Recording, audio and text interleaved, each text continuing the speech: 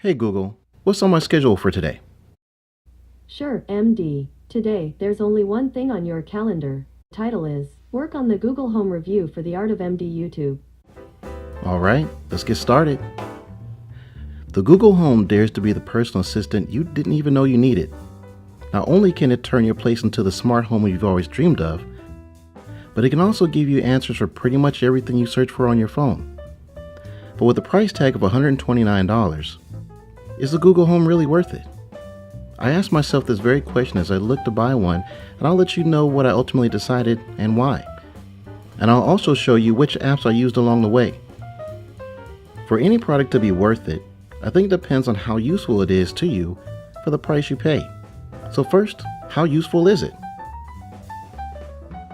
Here's a list of what the Google Home can do right now. I'm sure you've seen tons of videos where people use it to ask how far is the moon, tell a few jokes, and even play games. And while that may be good enough for some, I personally wanted more. So then I found some products that work with it, including a thermostat, a lock for the door of your home, and even a surveillance camera. All these products sound great, but I wanted to start with something a bit simpler. First though, I needed to download the Google Home app. Here's where you can connect the Google Home to your phone and any device you want to control with it. Then I bought a Chromecast, which allows you to control your television either with your voice or your phone. Setup was easy enough. Just connect it to your TV, link it to the Google Home, and that's it. Here's how it works. Hey Google, play Black Mirror on Netflix. Man, I'm loving this show right now, by the way. And when I say control, I meant total control. Hey Google, start from the beginning. You can pause, fast forward, or rewind just as if you were using a remote.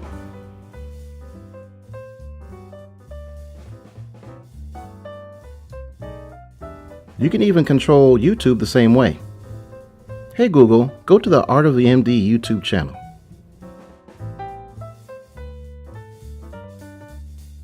The ability to control your TV using your voice makes the Google Home really useful. I also bought a smart plug by TP-Link so I could control some lights in my place. After a quick unboxing, I had to download the Casa app, which allows you to control your lights through the Google Home. You can also customize it for day or even nighttime settings. Hey Google, turn on my lights. Now this is very valuable to me because the light switch in my place is really far from the front door. So I usually have to walk a long way in the dark to turn on the lights when I come home late. Now I can have the light turn on right when I come in, or even set up a timer for it to come on whenever I want. So far, these two devices are making my decision to keep the Google Home pretty easy. And now for the Google Assistant. This app lets you personalize your experience with the Google Home even more. You can set up Spotify or Pandora as your preferred music player. You can also set up your favorite news and podcasts to play on your command. And this all comes together when you use what Google calls routines. Just by simply saying good morning, you can hear about your commute to work, check out reminders, and listen to the news all while getting ready. Okay, Google, good morning. Good afternoon, MD. It is 2:44 p.m. Right now in Los Angeles it's 72 and sunny. Today, it'll be partly cloudy with a forecasted high of 71 and a low of 48. On your way to work, there's a... So as it plays, you can make some coffee, let it brew, pick out some clothes, make sure it's perfect.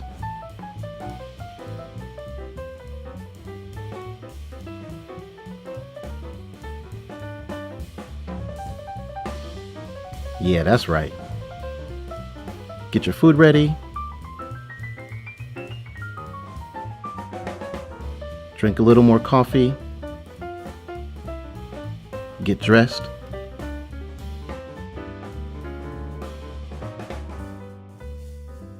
Drink a little more coffee. A little more coffee. You get the idea. As I've said before, the ability to multitask allows you to be more productive. And there are several other routines you can use throughout your day. There's so much more you can do with the Google Assistant that makes this device really fun to use. Now here's an app called IFTTT, which stands for If This, Then That. This allows you to make apps work together that usually don't. For example, if you post something on Twitter, you can use this app to have that same post automatically go to all of your other social media.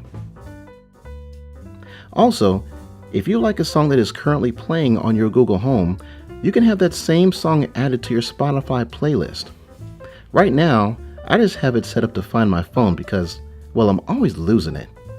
I'm just getting into this app, but I'll definitely provide more info on it in a future video. Speaking of music, the speakers on this little guy are impressive. The sound may not be as great as Bose or Beats, but it is far above average. If all you want to do is stream music with this, you will not be disappointed with the sound. As I showed before, you can set up many of your music services including Pandora and Spotify to play on your command. And if you don't have either, then you can use the Google Music. I chose Spotify as my default so I can listen to my playlists so much more easily. But more on that later. Alright, so the Google Home has proven to be very useful. But what about that price? At $129, this device seems like a pretty good deal considering all that you can do with it. Until you look at its main competitor, the Amazon Alexa, which stands at only $99. Alexa can do mostly what Google Home can do, and some argue it's even better. But the main selling point for the Google Home is that you have such a great search engine at your disposal. Even still, I would love to see it priced closer to $99, or maybe throw in a Chromecast or a smart plug for that original $129 price tag. Oh, and here's the Apple HomePod for $349. Apple is notorious for being more expensive, but if you love their products, then maybe this one is for you. As much as I have enjoyed using this device, there are some serious issues. The Google Home is at the start of the smart home revolution, and in order to get the most out of it, you have to spend quite a bit of money. The $35 Chromecast is needed to activate your television. Smart plugs usually start at $25, and smart bulbs cost from anywhere from $20 to $50 a piece.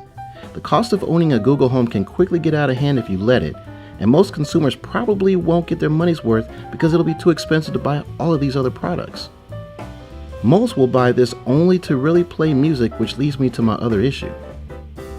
This error message shows up sometimes when I try to use the Chromecast, and is completely unresponsive when this happens. The same goes when streaming music. It just stops playing for no apparent reason. Sometimes it'll play music for several hours before stopping, and sometimes just a few minutes. The only way to fix the TV or music when this happens is to close the app out on your phone, which defeats the whole purpose of the Google Home. This is a known issue that somehow has not been resolved.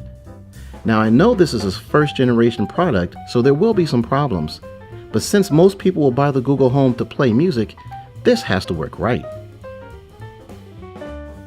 At the end of the day, I decided to keep the Google Home despite all of this because there are far more positives than negatives, at least for me. Hearing about my commute, the weather, and the news as I get ready in the mornings is very helpful. And yes, the problem with the music is annoying, but I do so much with this device, as I listed earlier, that it was still worth it for me. And for the people who say smart speakers are pointless because you can just use your phone, I could say the same thing about smartwatches. You don't really need either, but they are really nice to have. Google Home is another way to interact with your calendars, contacts, and even your house if you have the proper setup. Plus, using voice commands is easily more fun than searching on my phone. In fact, I like this product so much that I'm thinking about buying the Google Home Mini, so stay tuned for that review. This is not a sponsored video, by the way. I just wanted to offer my opinion of this device after using it for several months now. And if you're interested in the Google Home, but you're not sure if you should buy it, take a long look at what it can do and see how you can incorporate any of that into your life. That should help you decide. And now for the unboxing. There's no need for a knife or scissors to open this one. Simply peel back the stickers on either side.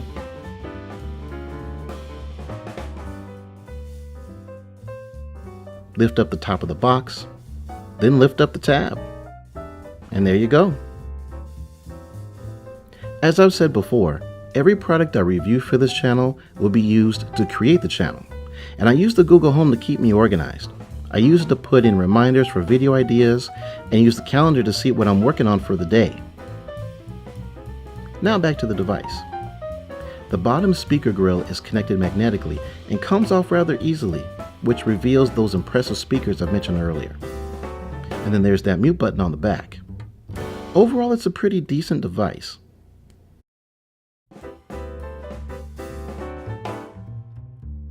Putting the Google Home aside for now, let's take a look at what else comes in the box. Here's some literature which shows you how you can set it up and operate it.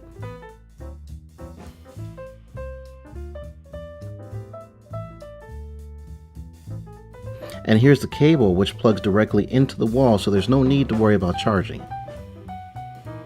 Well, there you have it. There's my review of the Google Home. Thanks for watching, and let me know if you're interested in buying this or any other smart speaker. Also, please like and subscribe if you enjoyed this video. See you next time.